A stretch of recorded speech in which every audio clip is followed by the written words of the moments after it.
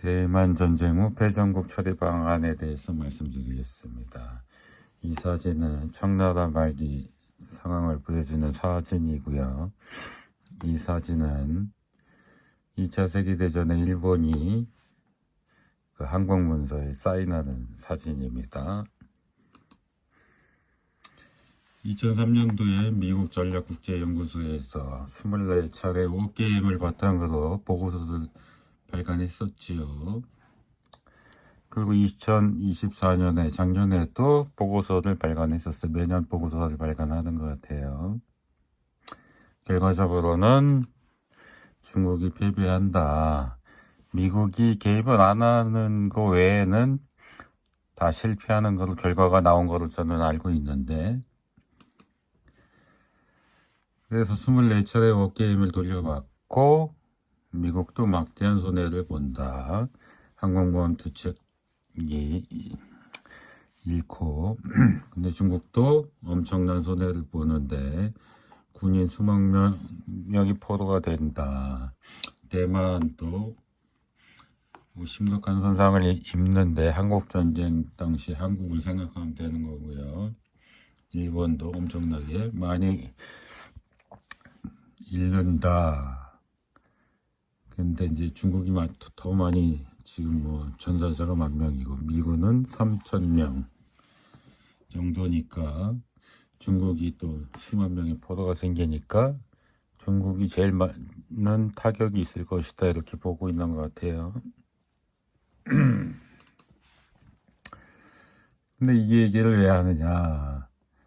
워게임은 많이 하는데 워게임이 끝나고 나서 그냥 전쟁이 끝 이렇게 될 것이냐? 그건 아니란 말이죠. 전쟁이 끝나고 나면 그거에 대해서 전후 처리에 대해서 조약이 치러질 거란 말이에요. 지금 우크라이나, 러시아 지금 종전 협의를 하고 있잖아요. 이 평화회담으로 가는 거냐, 휴전회담으로 가는 거냐부터 해가지고 우크라이나가 엄청 지금 땅을 잃고 군대를 축소하고 이렇게 제한이 걸리고 이런 거로 지금 얘기가 되고 있는데, 그러니까 대만 전쟁이 일어나도 패전국 처리가 있다라는 얘기죠. 그냥 전쟁 끝이 아니고. 근데 그거에 대해서 얘기하는 데가 없었어요. 그래서 저는 이거에 대해서 한번 얘기를 해볼 필요가 있다. 2023년도에 이 워게임을 바탕으로 했을 때는 중국이 패하고 중국이 엄청난 또 전사자가 있기 때문에 약간 미국도 손해를 보지만 중국이 엄청나게 타격을 입는다. 그러니까 좀 수준 차로 인해서 격차에서 미국이 좀 이기는 승리가 될 것이다. 이렇게 예상을 해볼 수 있고, 그러면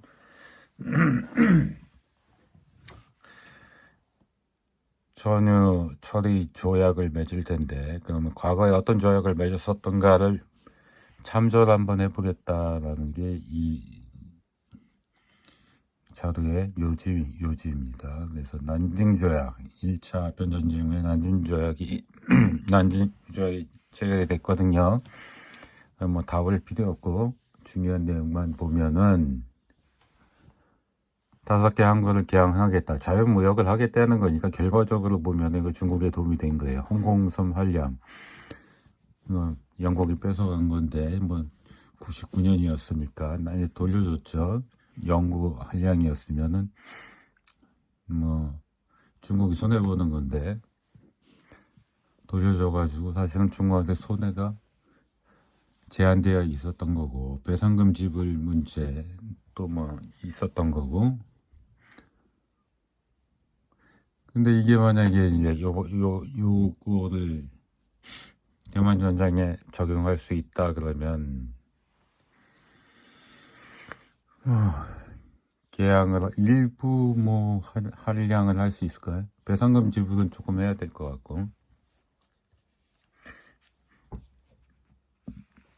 어디 지역을 뺏어갈 수 있을까? 그것까지는 좀 어려울 것 같고, 계양을 하라는 거는 이미 계양이 돼 있으니까 약간 별도 분리한다는 개념일 수 있을 것 같기는 한데 여기서는 좀 애매하네요. 다음 2차 아편전쟁으로 이제 베이징 조약이 체결이 됐거든요. 여기서는 또 어떤 내용이 들어있을지, 또 10개 항구를 개항하라고 되어 있고, 또 보통 내용을 보면은 크게 결과적으로 보면은 손해되는 건 별로 없었어요. 사실은 자유무역 하라, 뭐 공관 설치하고 외교관 추진시켜라, 이거는 뭐 외교를 하면 하는 건데 이제 조개지가 좀 컸다는, 면적이 컸다는 차이가 좀 있겠죠. 근데 결과적으로 이것도 이 근대화를 위해서 좀 이쪽 지역 중심으로 발전한 거 아니에요? 그래서 상하이라든가 결과적으로 도움은 되긴 했어요. 근데 이제 연해주를 뺏긴 게 이게 큰 거였죠, 이게. 그래서 이걸 또 적용한다 그러면은, 이 대만 전쟁이 적용한다 그러면은 10개 항구를 개항한다라는 건 지금 의미가 없으니까 이거를 뭐 별도 좀 분리를 하겠다 이런 생각을 할 수가 있다는 거죠. 여기도 마찬가지고 동쪽 항구를, 중요한 항구를 좀 분리를 하겠다 이런 생각을 좀 할 수 있을 것 같아요. 또 일부 지역에는 초짜지 저게지 비슷한 거로 뭐 미국이나 유럽이나 이런 데서 좀 나눠가지고 독립을 저기 관리를 하겠다 이렇게 지역을 일부 좀 나눌 수 있을 것 같긴 해요. 독일 1차 세계대전 후에 독일 이래 이제 또 베르 사유 조약으로 전후 차례를 했는데 라인란트에, 프랑스하고 국경인 라인란트에 비무장지대를 설치를 했고요. 이거를 뭐 대만 전쟁이 한다 그러면 이제 대만 맞은편에 있는 푸젠성이죠. 푸젠성은 비무장지대로 해야 된다 이렇게 할 수 있겠죠. 이건 뭐 적용이 가능할 것 같고. 그 다음에 중국 전체적으로 군비 제한을 하겠다.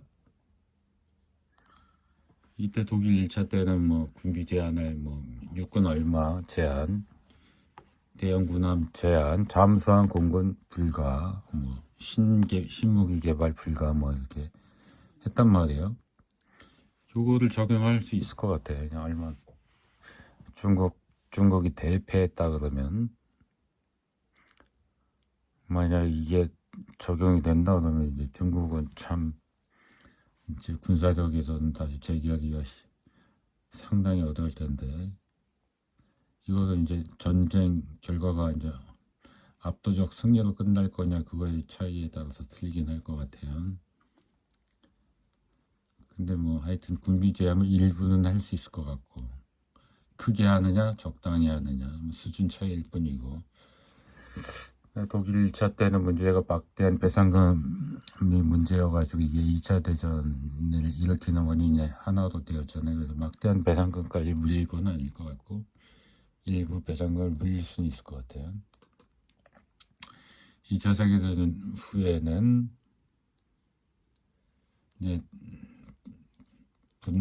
분할이 되었고 완전히 비무장이 되었고 또 민주화 해야 되는 거로 했고 분할되었고 이렇게 됐는데, 비무장을 뭐 다 비무장할 수는 없으니까 그것까지는 안 돼, 어려울 것 같고 수준을 정해야 되겠죠. 민주화를 정한다. 이건 아까 앞에서도 얘기했지만 지역을 나눠서 일부 관리를 한다, 일부 신탁을 한다, 이런 걸 할 수 있을지 모르겠어요.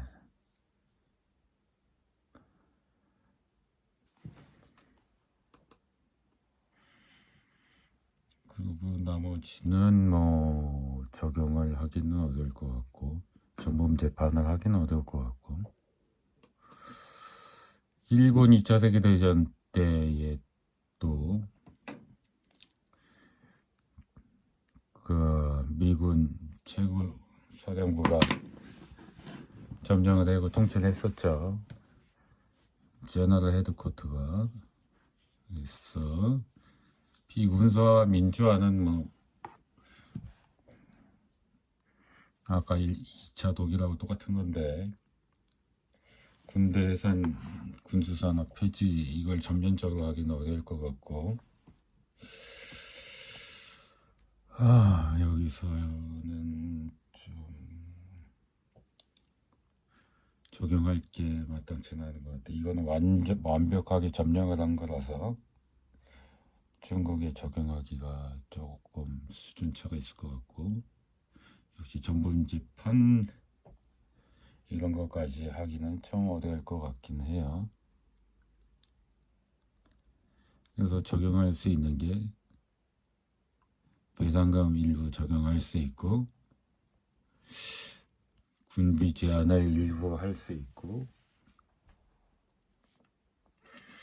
비무장지대도 일부 할 수 있을 것 같아. 일부 독일 저기 때문에 맞으니까 후전성에.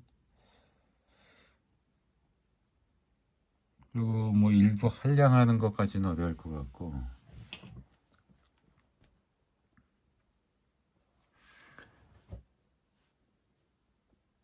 조계지를 설정한다. 그러니까 일정 지역에 대해서 조계지를 몇 년간 설정한다. 그래서 중국 정부의 간섭을 받지 않는다. 이거는 어떻게 가능할 것 같고, 할 수도 있을 것 같아.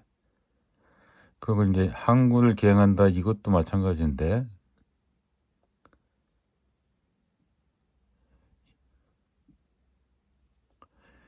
이게 동쪽에 이 상하이 이렇게 큰 항구 도시들은 사실은 중앙정부를 싫어해요. 무역을 굉장히 좋아하기 때문에, 무역으로 돈맛을 봤기 때문에, 이거는 1차 아편전쟁 때부터 그랬어요. 그런 얘기가 있어요. 자기들은 이게 개항을 하고 나서 큰 도시로 발전하고 돈맛을 봤잖아요. 무역을 하고 상업을 하고. 이 자본가들은 청나라의 독립 이거를 원하지 않았다는 거예요. 그냥 열강에서 그냥 열강이 자기 나라를 먹고 자유무역을 하게 해줬으면 좋겠다라고 생각을 했다는 거예요. 1차 아편전쟁 그때부터 이게 그 이후로 쭉 지금도 마찬가지예요. 지금도 공산당이 자기들을 억압하고 있기 때문에 표면적으로 얘기는 못하지만은 자유가 주어진다면 이 동쪽에 있는 이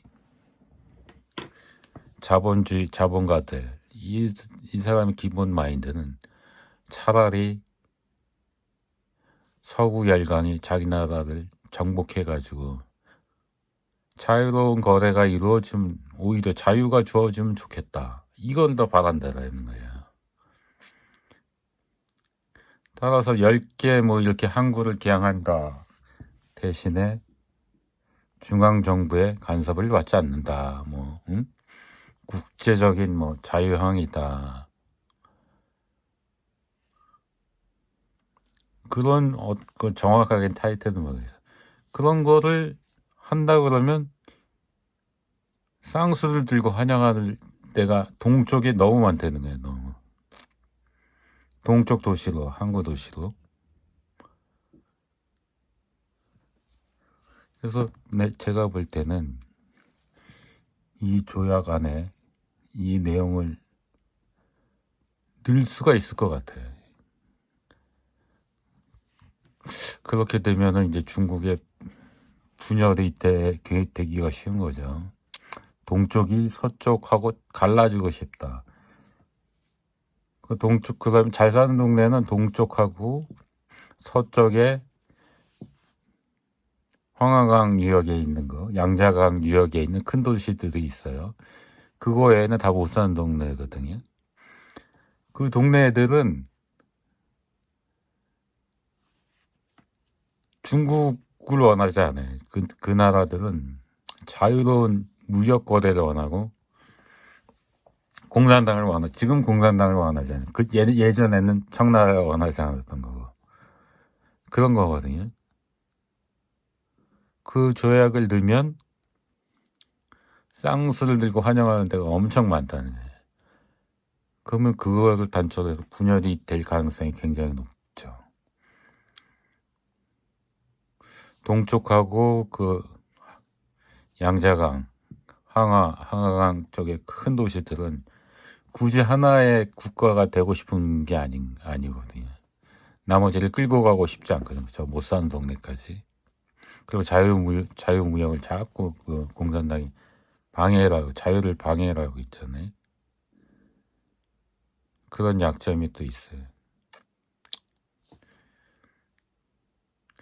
그래서 만약에 전쟁에 의해서 전쟁을 일으킨다.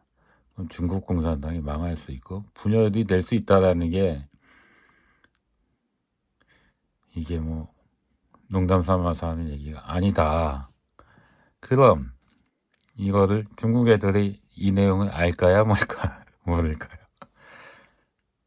중국 애들이 대만을 침공하고 나서 성공하면 상관없겠지. 실패하면 공산당은 망하는 거야. 중국은 분열이 되는 거야. 중국 애들이 이 내용을 알까요? 모를까요? 중국 공산당 애들이. 대만 침공에서 성공한다는 확률이 50%가 넘을까요? 안 넘을까요? 50% 근절이거든 사실은. 실패한다는 확률이 더 높은 거고. 그러면 중국은 50% 승률로 대만을 침공한다? 패전하면 이런 상황으로 갈 텐데. 물론 공산당만 망하는 거예요. 중국 잘 사는 동네 중국 인민들 대부분은 나중에 좋아할 거예요, 아마. 그럼 어떻게 보면은 또 그 분열되고 나서 망하는 게 아니라 민주주의도 하고 민주국가가 생겨 그러면 또 그 나름대로 또 강대한 나라가 생길 거예요. 또 공산당의 지배를 받지 않는. 이상입니다.